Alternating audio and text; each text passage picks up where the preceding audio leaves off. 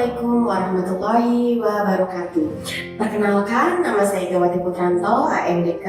Saya bertugas di Puskesmas Puber sebagai perawat terampil di ruang UGD dan rawat inap. Saya peserta orientasi P3K Pengenalan dan Etika Angkatan 1 tahun 2025. Pada kesempatan kali ini, saya akan mempresentasikan laporan orientasi yang telah saya buat tentang rencana aksi perubahan teknik relaksasi psikologis pada pasien anak dengan inovasi pelayanan rawat inap agar terasa tidur di rumah. Puskesmas Beber adalah salah satu puskesmas yang ada di wilayah Kabupaten Cirebon dengan unggulan mampu rawat inap dan ponet.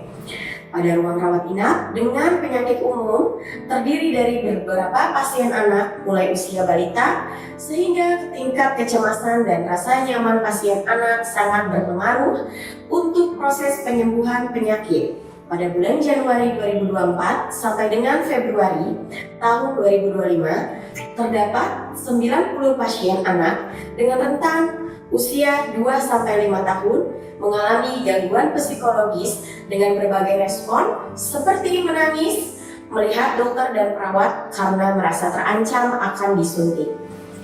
Ketidaknyamanan ini sangat berpengaruh untuk proses dokumentasi keperawatan secara maksimal, sehingga beberapa orang tua terkadang memilih untuk membawa anaknya dengan pulang paksa karena si anak terus menangis dan merengek meminta pulang, padahal seharusnya anak tersebut dirawat inap dalam waktu 3-4 hari ke depan.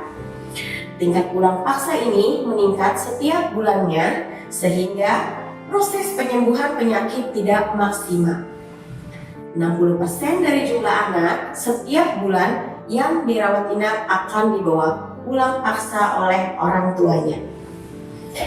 Dengan tren isu yang ada tersebut, akhirnya saya memiliki ide sesuai dengan uraian tugas yang ada di Keputusan Menteri Kesehatan Republik Indonesia nomor HK-07/Menkes/17/ tahun 2018 tentang jabatan pelaksana di lingkungan Kementerian Kesehatan. Salah satu tugas dari perawat terampil yaitu melakukan tindakan keperawatan, memberikan suasana lingkungan yang tenang dan aman bagi pasien dengan cara relaksasi psikologis. Baik, saya akan menjelaskan rencana aksi yang telah saya buat. Rencana aksi yang pertama adalah pelayanan triase pada pasien UGD Puskesmas Beber.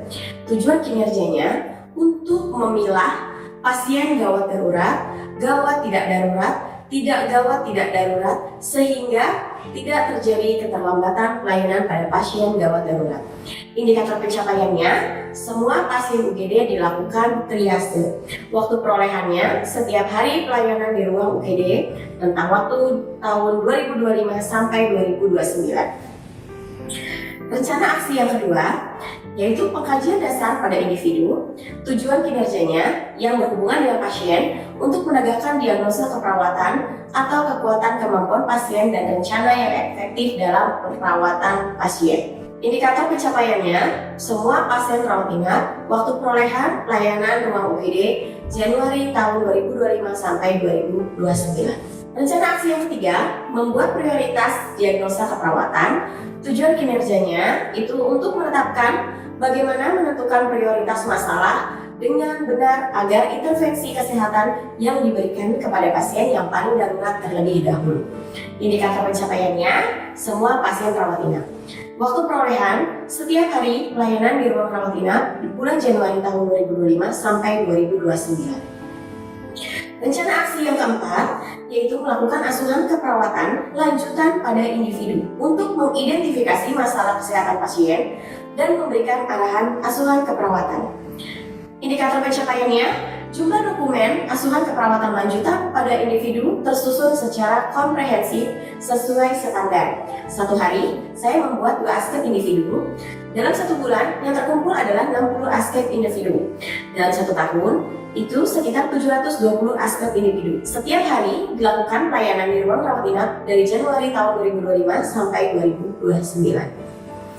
Rencana aksi yang kelima yaitu melakukan komunikasi terapeutik dalam pemberian asuhan keperawatan. Tujuan kinerjanya agar terjalin hubungan yang harmonis antara pasien dan tenaga kesehatan. Indikator pencapaiannya dilakukan setiap ada pasien, baik rawat jalan ataupun rawat inap. Waktu perolehannya 10 sampai 30 menit, dilakukan setiap hari pelayanan di ruang UGD dan ruang rawat inap dari bulan Januari tahun 2025 sampai 2029. Dan selanjutnya, inovasi atau rencana aksi yang keenam yang akan dilakukan pada pasien anak yaitu dengan cara melakukan relaksasi psikologis pada pasien anak-anak dengan cara melakukan inovasi pelayanan rawat inap agar selesai tidur di rumah, yaitu dengan cara mendongeng, bermain, dan memberikan edukasi. Tujuannya agar terpenuhinya rasa nyaman pasien anak-anak saat dirawat inap. Indikator pencapaiannya dilakukan setiap ada pasien rawat inap anak-anak 5-10 menit.